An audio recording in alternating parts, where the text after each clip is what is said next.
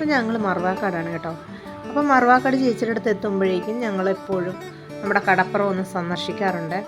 എന്താണെന്ന് വെച്ചാൽ നമ്മുടെ വീട്ടിൽ നിന്ന് പോരുമ്പോൾ തന്നെ മോൻ ചൂണ്ടയൊക്കെ സെറ്റ് ചെയ്താണ് വരുന്നത് കേട്ടോ. അവൻ ഇവിടെ വന്നു കഴിഞ്ഞാൽ ചൂണ്ടയിടണം. അപ്പോൾ ചേച്ചിയുടെ മോനും എൻ്റെ മോനും ചൂണ്ടയൊക്കെ നമുക്ക് ഓൺലൈനിൽ നിന്ന് വരുത്തി അതിൻ്റെ ആ സാധന സാമഗ്രികളൊക്കെ ആയിട്ടാണ് നമ്മൾ എത്തുന്നത്.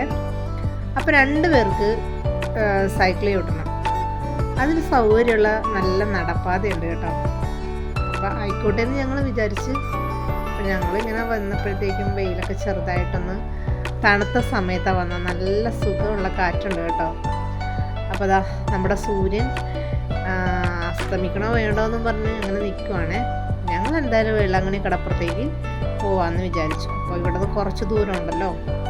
അപ്പോൾ ഞങ്ങൾ നമ്മളെ പരിചയക്കാരെയൊക്കെ കണ്ടപ്പോൾ ഇടക്ക് എൻ്റെ നാട്ടുകാരത്ത് ഇവിടെ അടുത്ത് തന്നെ താമസിക്കുന്നുണ്ട്. അപ്പോൾ യാദൃശ്യമായിട്ട് അവളെ കൂടെ കണ്ടു. അപ്പോൾ ഞങ്ങൾ അങ്ങനെ സംസാരിച്ചു. പക്ഷെ അതിന് വീഡിയോ എടുക്കാനൊത്തില്ല. അപ്പോൾ ഞങ്ങൾ കുറച്ച് നേരം നിന്ന് സംസാരിച്ചിട്ടാണ് നടന്നത്.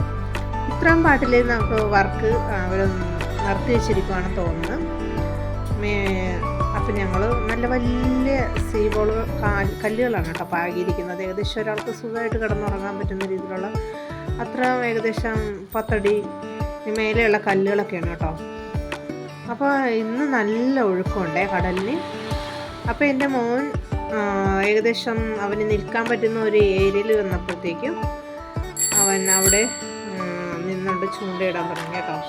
അപ്പോൾ ഞങ്ങൾ ആ സീബോളിൻ്റെ സൈഡിൽ തന്നെ വന്നിരുന്നു.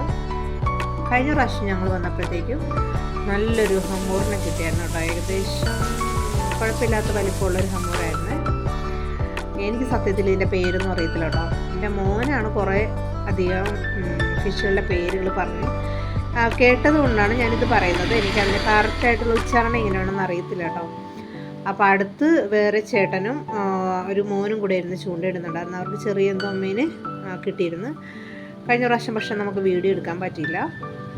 അപ്പം ഇത്തവണ ചൂണ്ട എറിയുന്നുണ്ടെങ്കിലും ഈ കടല തിരമാല ഇങ്ങോട്ട് തന്നെ കരയിലോട്ട് തന്നെ ചൂണ്ട അടിച്ച് കയറ്റുന്നുണ്ടായിരുന്നു കേട്ടോ. പിന്നെ നല്ല ഓളം ഉണ്ടായിരുന്നു. ഇപ്പോൾ ഒന്നും തന്നെ കിട്ടിയില്ല കേട്ടോ. ഞങ്ങൾ പോകാമെന്ന് വിചാരിച്ചു. എന്താണെന്ന് വെച്ചാൽ നമുക്ക് നോക്കുമ്പോൾ ആണല്ലോ ചന്ദ്രക്കല തെളിഞ്ഞ് കാണുന്നുണ്ട്.